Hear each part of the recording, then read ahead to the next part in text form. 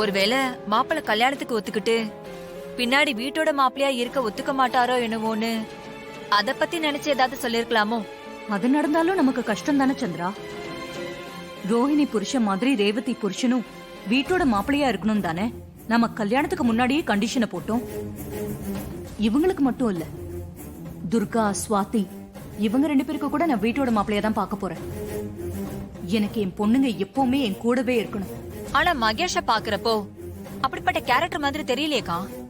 வீட்டோட மாப்பிள்ளையா இருக்க மறுப்பு சொல்ல மாட்டாருன்னு நினைக்கிறேன். ஆனா மாப்பிள்ளைக்கு விபூதி வைக்க மாட்டேன்னு சொன்னது எதனாலன்னு தான் எனக்கு ஒண்ணும் புரியல. அக்கா, இந்த ஜோசியம், ஜாதகம், அருள்வாக்கு இது எல்லாமே ஓரளவுக்கு தான் நம்பணும். முழுசா நம்பினா இதே மாதிரிதான் பயந்துகிட்டே இருக்கணும். இதுக்குதான் இந்த அருள்வாக்கையெல்லாம் கேட்கவே கூடாதுன்னு சொல்றேன். கேட்டா இப்படிதான் பிரச்சனை. இங்க பாருக்கா, ரேவதி நல்ல பொண்ணு, அவளுக்கு நல்லதே நடக்கும், நீ கவலைப்படாத. பூசாரி கூட இததான் சொன்னாரு. அவ நல்ல மனசுக்கு எல்லாமே நல்லதாவே நடக்கும். பூசாரி சொன்னதையே நினைச்சிட்டு இருந்தா நம்ம கல்யாண வேலையை எதையுமே செய்ய முடியாது. அதனால எல்லாத்தையும் மறந்துட்டு பேசாம கல்யாண வேலையை பாப்போமா? சரி சரி, நடக்கிறது நடக்கட்டும், நாம நம்ம வேலையை பாப்போம். சரிக்கா. அக்கா, அந்த டிரைவர் பையில இந்த கல்யாண வேலையில இருந்து கொஞ்சம் தள்ளியே வை. அதான் உனக்கு நல்லது. இல்ல தேவையில்லாத பிரச்சனை தான் வரும். சந்திரா, நீ எங்க சுத்தினாலும் கடைசியா இங்கதான் வந்து நிக்கிற. அந்த டிரைவர் விஷயத்தை விடு, நான் பாத்துக்கிறேன். ஆமா, இந்த விஷயத்துல மட்டும் நீ என்ன சொன்னாலும் திருந்தாத. மாயா, குலதெய்வம் கோயில்ல நடந்ததையெல்லாம் கேள்விப்பட்டேன். அங்க மகேஷ் மாட்டியிருப்பார் போல இருக்கே. எல்லாம் வீணா போன அந்த வீட்டோட மருமக செஞ்ச வேலைதான். அந்த சோம்பேறி மகேஷ கூட்டிட்டு போய் குடிக்க வச்சு எல்லா உண்மையும் சொல்ல வச்சு வீடியோவும் எடுத்துட்டான். அத சாமுண்டீஸ்வரி கிட்ட காட்ட போறேன்னு சொன்னதும் எனக்கு ரொம்ப ஷாக் ஆயிடுச்சு. ஏதோ நம்ம நல்ல நேரத்தால அதுல வாய்ஸ் எதுவும் ரெக்கார்ட் ஆகல, அதனால நம்ம தப்பிச்சோம். நம்மள மாதிரி ஆளுங்கெல்லாம் ரொம்ப கவனமா இருக்கணும்.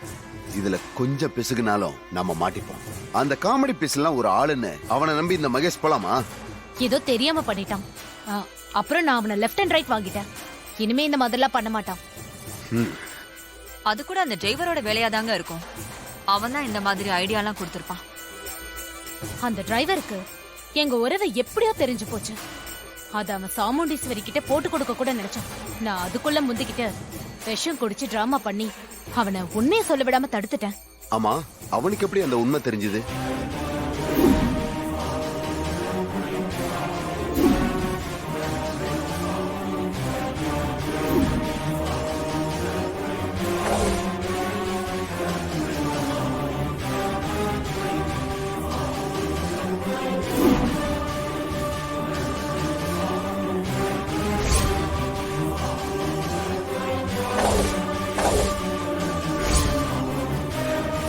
ஆளை பார்க்க சைலண்டா இருக்கிற மாதிரி தெரியுது. ஆனா அவன் எல்லா விஷயத்தையும் கண்டுபிடிச்சிடறான். எப்படியோ இது வரைக்கும் அவனை சமாளிச்சாச்சு. கல்யாணம் நெருங்க நெருங்க எனக்கு கொஞ்சம் பயமா தான் இருக்கு. கல்யாணத்துக்குள்ள அவனை வீட்டை விட்டு துரத்தினாதான் நாம நிம்மதியா மகேஷ் ரேவதி கல்யாணத்தை நடத்த முடியும். இல்லனா அவன் ஏதாவது தந்திரம் செஞ்சு அவனே மாப்பிள்ளை ஆயிடுவான். ஆமா, எனக்கும் அந்த பயம் இருக்கு. அவனை வீட்டை விட்டு துரத்தலன்னா நீங்க சொன்னதெல்லாம் நடக்கிறதுக்கு சான்சஸ் இருக்கு. அதுக்குதான் அவனை எப்படியாவது வீட்டை விட்டு துரத்தலான்னு பாக்குறேன். என் அக்கா கறி அவனுக்கு சப்போர்ட்டாவே இருக்கா. அதனாலதான் அவ்வளவு சீக்கிரம் அவனை வீட்டை விட்டு அனுப்ப முடியல. நாளைக்கு நலங்கு ஃபங்க்ஷன் நம்ம வீட்டுல இருக்கு. அப்புறம் கொஞ்ச நாள்ல கல்யாண தேதியும் வந்துரும். அதுக்குள்ள அவனை எப்படியாவது வீட்டை விட்டு துரத்தணும். இல்லன்னா அவன் முந்திக்கிட்டு நம்மள போட்டு கொடுத்துட்டு ரேவதி கழுத்துல அவன் தாலி கட்டிடுவான். என்னங்க இப்படி எல்லாம் பயமுறுத்துறீங்க? இந்த கல்யாணம் நடக்கிறதுக்காக நாம எவ்வளவு கிரிமினல் வேலை எல்லாம் பண்ணிருக்கோம். கடைசியில கல்யாணம் நடக்காம போச்சுன்னா நம்ம போட்ட பிளான் எல்லாம் வீணா போயிடுமே. கவலைப்படாதீங்க, நாளைக்கு நலுங்கு ஃபங்க்ஷன்ல அந்த வீட்டை விட்டு மட்டும் இல்ல, இந்த ஊரை விட்டு போற மாதிரி நான் பண்றேன். தைரியமா இருங்க.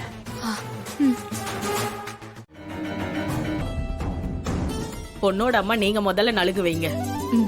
சரிங்க.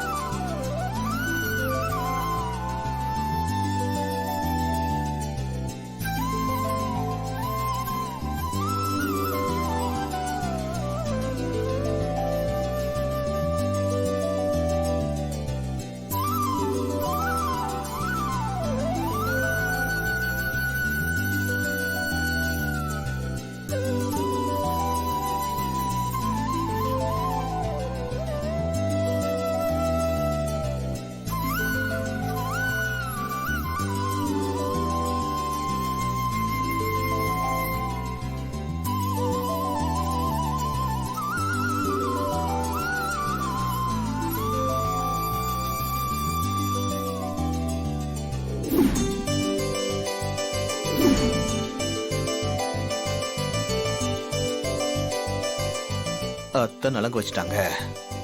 சந்திரா அக்கா. நீ நலங்கு வை.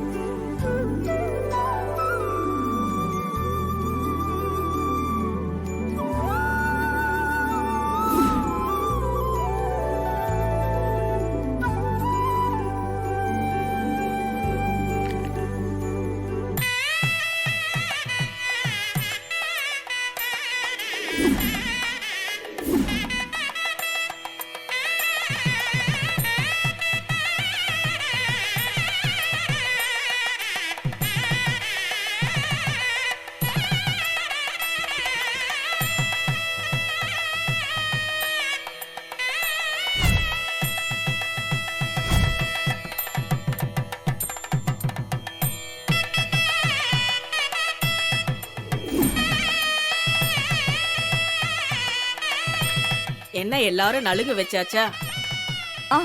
எல்லாரும் வச்சாச்சு. மொத்தம் எத்தனை பேர் வச்சீங்க?